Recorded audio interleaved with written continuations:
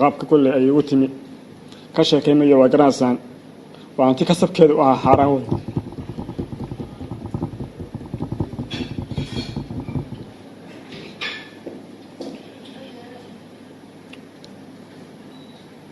waxaan door biday inaanan hantidaanu ammaanteedu aysan isii raacin waxay raacaya ay yihiin camalka waxaan door biday inaan ilaahay dartii u laabto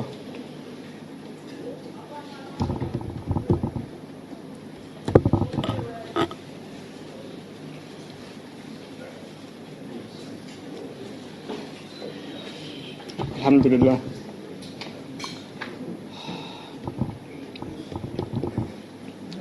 hantidaas aad aragteen holiday city waxaa u malaya inuu ka kooban yahay 16 qol hoolkii shirarka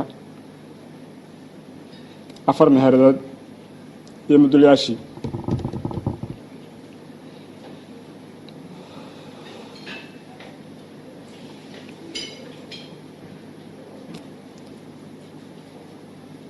meel badan bay soo madhay oo ay agaha soo dhigatay intii aan kole 5 sano way tahay intii hawsha aan ku jiray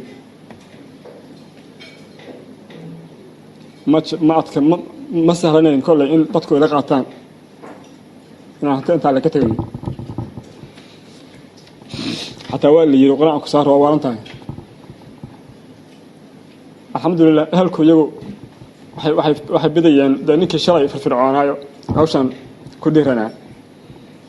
maanta inuu yiraahdo iyadoo intaa baan ka tagaya waxbaa ka siiya bal horta wax ogaada bay ka aadanwanaya alxamdulilah way la qaateen hooyo tol walaal ehl saaxiib intuba waa soo gaabinaya waxaan ku soo gaabinaya dadka meesha hadda fadhiya aanan kala magacaabi karin walow aan wada garanayo waxaan markhaatiyeed ka dhigayaa hantidaas inaa uga tagay ilaahay dartiis hantidaas dad baa igala shaqeeyey guddi baan u waxaynay ku wareejinteeda iyo qaabkeeda guddigaasu waa guddiga xukuumadda masjid Umar bin Khadaab intuu ka kooban yahay tiradiisa waxaan maraya waraaqaha ku qoranta maxamed caawi waraaqaas ninkiyaas guddigaas hantidaas waxaan ugu wakiilanay masjid ahaan baanu documentiga u qoray masjidka buu ku qoran yahay documentiga Umar bin Khadaab qaabka lagu qoray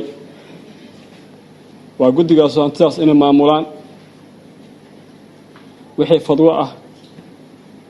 oo shariicadu ay ogoshahay oo danaha khayrka lagu qabanayo ilaahay raali ka yahay inay ku maamulaan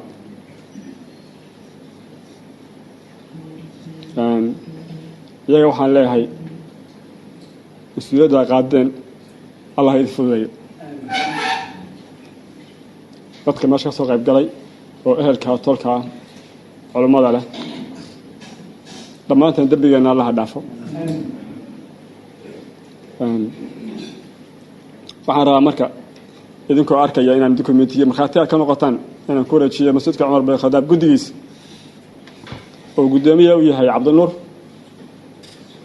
kan waa sabroloogi weeye guriga waa sabroloogi guriga waxaan filayaa ogaanshaha dawladda iyo codkii aan bixiyay ee qaabkii dawladda aan ku baxshayna waxaan filayaa inuu kan yahay oo isaga halkan waa nootayadii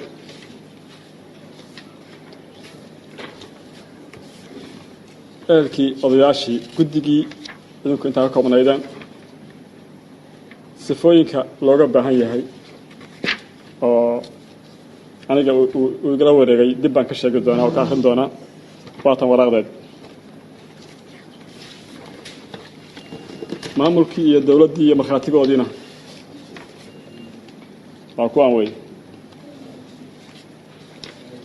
guddigaas waxaa loo wakiishay oo ay la wareegeen hantidaas sidii loogu maamuli lahaa kitaabka manasalka iyo sunnaha nebiga calayhi salaatu wasalaam wax shuruuda waxaan ku xiraan maanayaa kuwa isagu uu leeyahayoo dee hantiyihii lagu lahaayo sida nexom waa laga bedelay nawaco waxyaalaha internetda maba badnaba waxyaalahaas maahana iyagu dee inay meesha ku qoran maahana hantidaas shuruud waxaa u ah hantidaasu aniga inay iga wareegto oo ay ku wareegto la gado iyadoo meesha aniga aysan waqaf iga noqon iyadoo meesha ku taalla aniga aysan waqaf iga noqon sababtana waxaa keenay bilaadan baan ahay malakamood sugayo waddankeena waa iska burbur waxaa imaan kardha berri ka maalin hantidaas waa lahayn inay dhacdo qoryaha soo gorto ehelkeeda dadku wixii aan markaas caqli badan ku jirin ama u muuqato hantida sidaa awgeed shuruud waxaan ka dhigay hantida in la gado oo la iibsho wixii laga baxshay markaas in wax lagu qabto ama dugsiya lagu dhiso wixii khayraad lagu qabto laakiin iyadu meesha iyada ku taalla inaysan aniga waqaf iga noqon saysan beri u soo laaban idinkuna markhaatiga waxaa ka aataan inaysan beri soo laaban karin dadkii ku soo laaban lahaa hadday kole waa dadka la dhalay la tahay way fadhiyaan qaybtood